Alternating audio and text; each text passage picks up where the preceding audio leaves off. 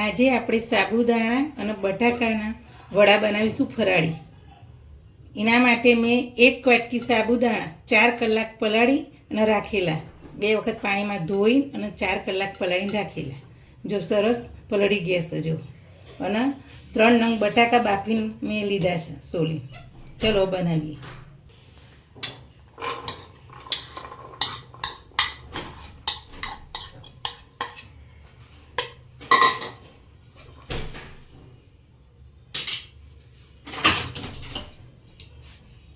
આપણે બટાકાના રીતના છીણીથી, નાની છીણીથી મેં આ રીતના છીણી લઈએ એટલે બટાકા અંદર સરસ મેશ થઈ જાય. જો બટાકા વધારે હોય તો આપણે મોટી છીણી લઈએ, પણ માપના છે એટલે નાની છીણી લીધી છે.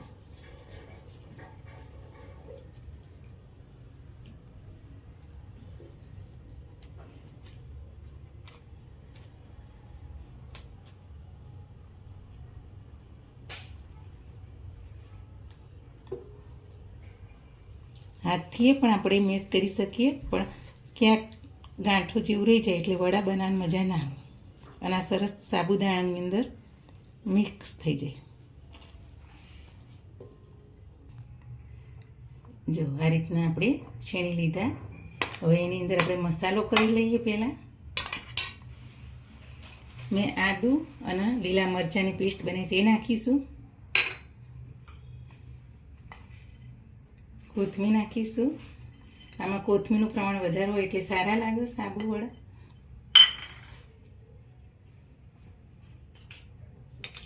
આપણે સિંધાલું મીઠું લીધું છે તો સ્વાદ અનુસાર મીઠું નાખીશું. હવે આના માટે આપણે વઘાર પણ કરવાનો છે તો વઘાર પણ કરી લઈશું.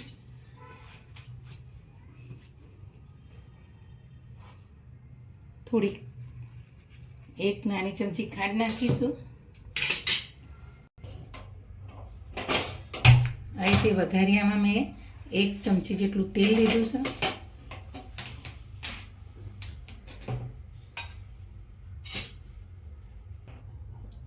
થોડું જીરું નાખીશું.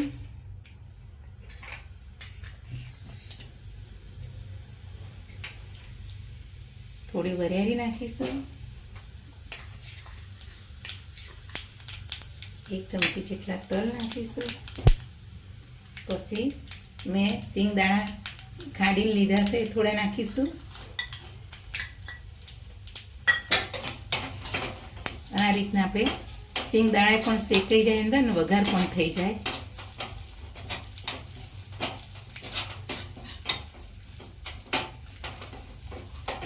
સિંગદાણા શેકાઈ જાય ને પછી આપણે માવાની અંદર આ વઘાર નાખીએ.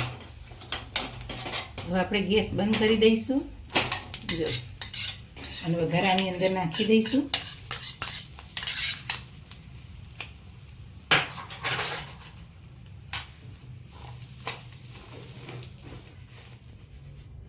આપણે 1 નાની ચમચી લાલ મરચું નાખીશું અને 1 ચમચી એટલો લીંબુનો રસ નાખીશું. અને આ બધું હવે આપણે હાથથી મિક્સ કરી દઈશું.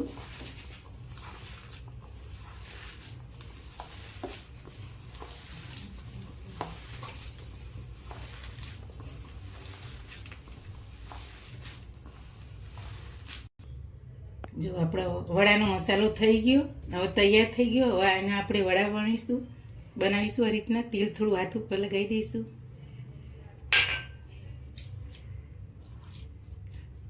તમારે જેવડા નાના મોટા જેવડા વણવા આ રીતના બનાવવા એ રીતના બનાવવાના.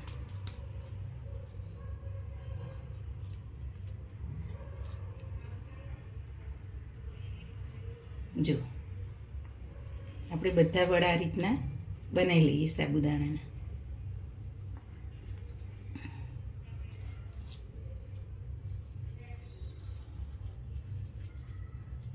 રીતે ગોળ વણી અને પછી થોડા હાથથી આપણા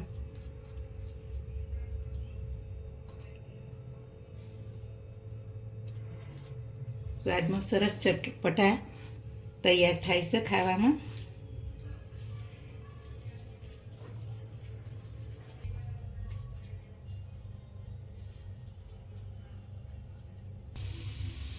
હવે આપણા વડા તૈયાર થઈ ગયા. હવે એને આપણે તરી કાઢીએ. ગેસ ચાલુ કરીને આપણે કઢાઈની અંદર તેલ મૂકી. તેલ આવ્યા પછી વડા આપણે તળીએ. હવે આપણું તેલ આવી ગયું છે. હવે એક એક વડું મૂકીએ આપણે અંદર.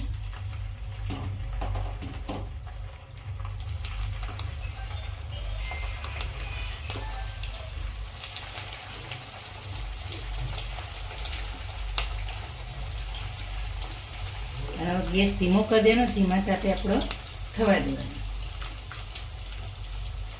એક બાજુ લાલ થઈ જાય સરસ, પછી બીજી બાજુ આપણે એને ફેરવશું. હવે આપણે વડા બીજી બાજુ ફેરવી દઈએ. જો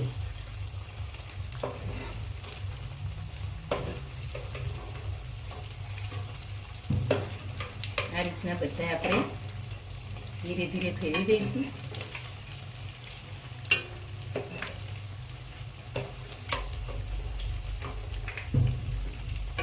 બીજી બાજુ આ રીતના થવા દઈશું.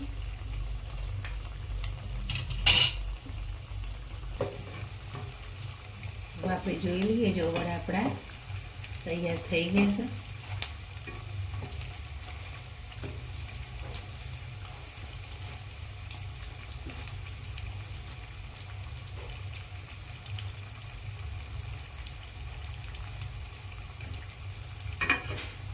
હવે આપણે એક એક કરીને કાઢી લઈએ.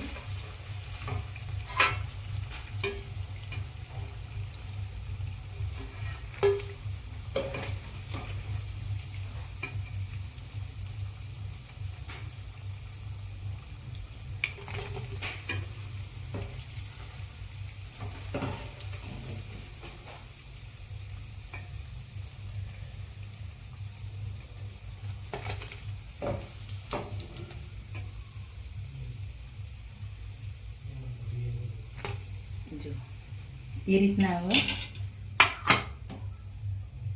આપણે બીજા વડા મૂકી દઈશું. આ રીતના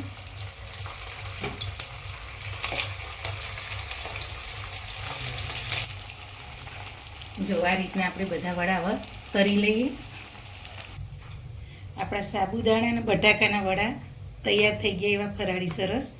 જો જો ક્રિસ્પી અને અંદરથી જો સરસ.